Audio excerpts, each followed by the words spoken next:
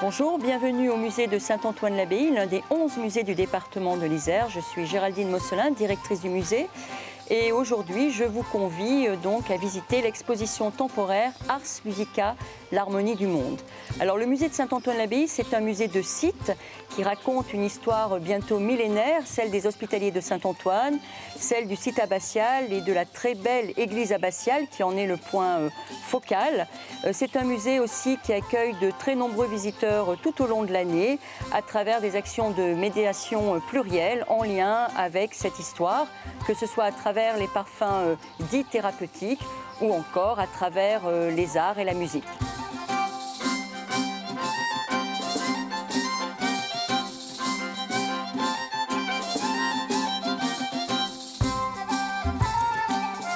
Alors nous sommes ici sur le parvis de l'église abbatiale de Saint-Antoine, devant ce magnifique portail gothique, puisque c'est en effet ici, devant et dans l'église abbatiale, que l'exposition Ars Musica trouve sa source. En effet, les anges choristes que l'on aperçoit sur le grand portail, comme les anges musiciens du Triforium, sont une source d'inspiration indéniable pour l'exposition. Et c'est ainsi que l'on peut dire que cette façade est à la fois programmatique, elle annonce ce que l'on va découvrir à l'intérieur, et surtout, elle rappelle que la musique fait corps et âme avec la liturgie au Moyen-Âge.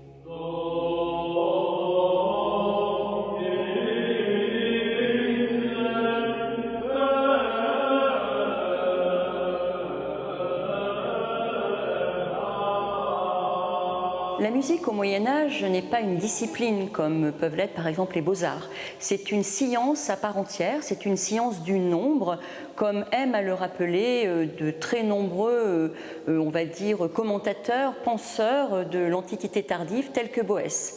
Alors Boès, lui, va définir 3 branches essentielles pour expliquer ce qu'est la musique.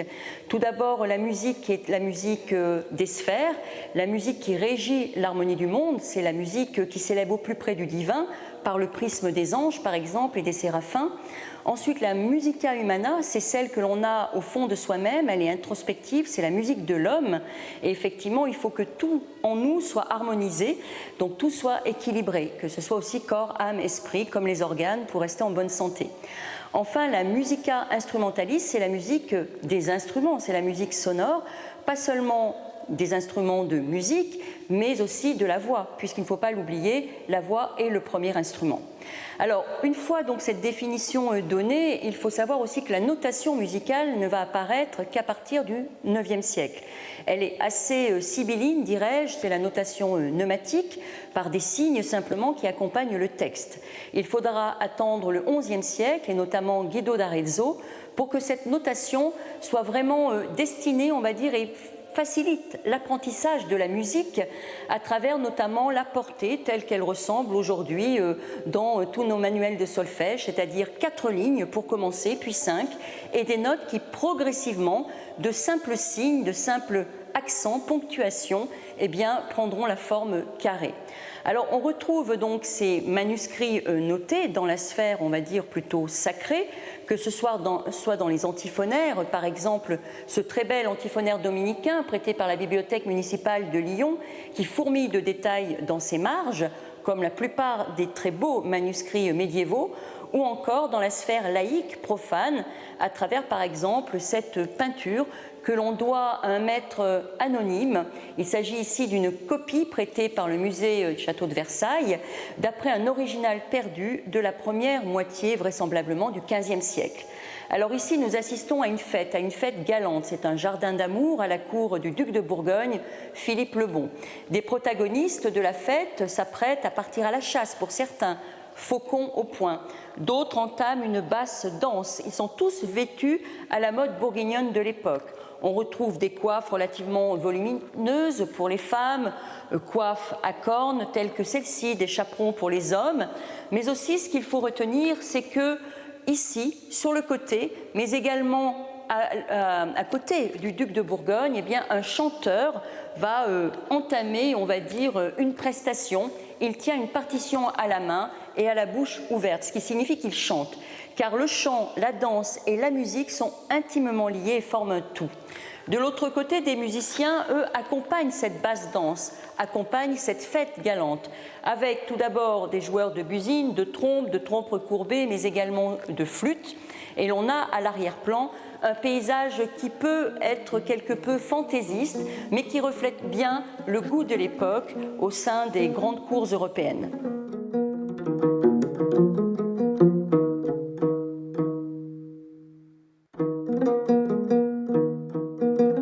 L'exposition Ars Musica met en lumière en fait la musique à travers les arts, mais aussi à travers l'architecture.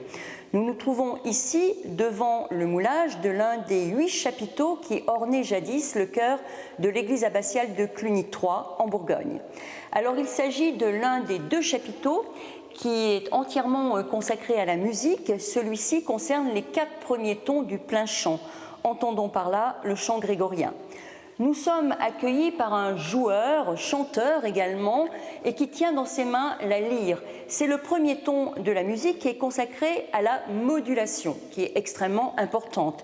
Il faut savoir que ce chapiteau, comme le 2e chapiteau consacré au plein chant, s'inspirait sans doute d'un tonnerre, un manuscrit en fait, qui avait été rédigé au Xe siècle et qui expliquait aux chantres la manière de chanter, où il fallait qu'ils placent leur voix. Le 2e ton nous montre une femme tenant des percussions et le texte qui se trouve dans la mandorle explique tout simplement que ce 2e ton répond à la science du nombre et aux lois. Donc pour rappeler bien évidemment que la musique est avant tout théorie, elle fait partie des 7 arts libéraux. Le 3e ton explique en fait qu'il s'agit du ton bondissant. Je suis le ton qui bondit et qui célèbre en quelque sorte la résurrection du Christ. Et là, nous allons avoir un joueur de sitar luth. Enfin, le 4e et dernier ton de ce premier chapiteau consacré à la musique nous montre un personnage esquissant une danse dans le cadre certainement de rites funéraires. Il tient le tintinnabulum sur ses épaules, c'est une perche de bois à laquelle étaient suspendues des sonnailles, et le texte qui se trouve dans la mandorle explique que ce 4e ton est utilisé dans le cadre des lamentations.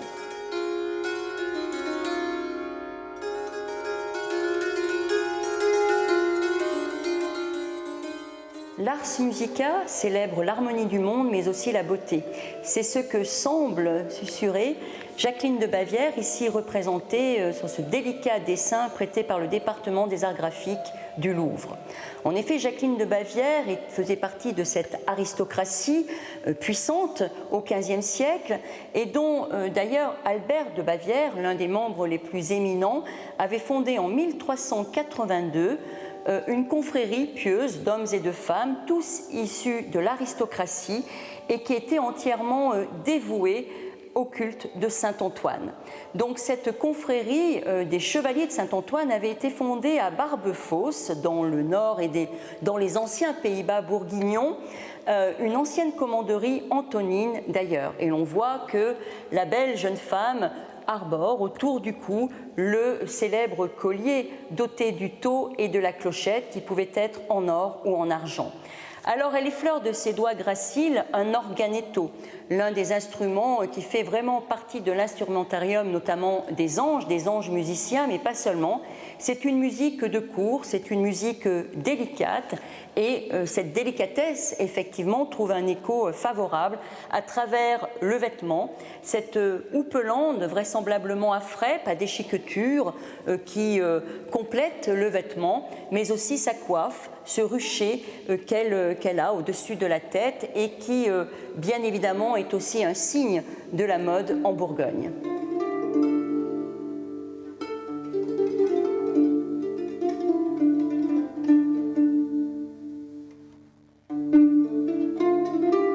Après la cosmologie, après l'espace et l'art, nous voici dans une autre section de l'exposition, musique et forme, car il faut bien le savoir, il n'existe plus d'instruments de l'époque médiévale, à l'exception de quelques fragments qui nous soient parvenus, ou encore de précieux olifants conservés aujourd'hui dans des trésors d'églises ou encore dans les collections publiques. Donc ce qu'évoque cette exposition, c'est aussi la manière de rendre vivante toute cette histoire à travers notamment des instruments qui sont restitués par les luthiers musiciens, lesquels travaillent avec le Centre international de musique médiévale de Montpellier, avec lequel nous avons conclu un très beau partenariat pour cette exposition. Alors nous nous trouvons ici devant un très délicat psautier qui date du XIVe siècle. C'est une merveille absolue, prêtée par la bibliothèque Sécano d'Avignon. Un psautier, c'est un livre de psaumes, les 150 psaumes de David, et nous voyons sur l'une des miniatures tout à fait séduisantes le roi David tenant une vielle à archer alors qu'une reine lui fait face avec un organetto en main. Nous voyons également des marges finement ouvragées, pleines d'oiseaux en l'occurrence, puisque les chants des oiseaux accompagnent l'harmonie, accompagnent la beauté et font partie du monde justement des sphères. Alors cette exposition aussi est, on va dire, originale dans la mesure où elle met en correspondance les œuvres elles-mêmes, les instruments et les instruments de musique d'aujourd'hui qui ont été restitués et lesquels sont par ailleurs joués lors de concerts, lors d'ateliers, lors d'académies proposées par le Centre international de musique médiévale.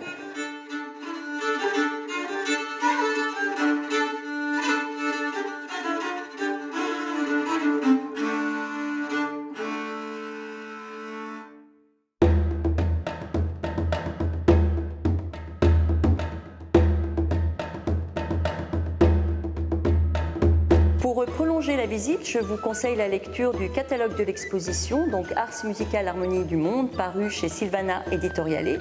Un parcours à destination des familles vous attend également, donc il est gratuit et il sera à votre disposition à l'accueil du musée. Et petite cerise sur le gâteau, le livret-jeu qui a été édité par le département de l'Isère pour permettre aux familles, durant tout l'été, accompagnées de leurs enfants, de découvrir les 11 musées du département de l'Isère. Lesquels musées sont gratuits pour tous, tous les jours, et vous pouvez retrouver l'intégralité de la programmation sur musée-isère.fr. Merci de m'avoir suivi dans l'exposition et à bientôt pour une prochaine visite guidée.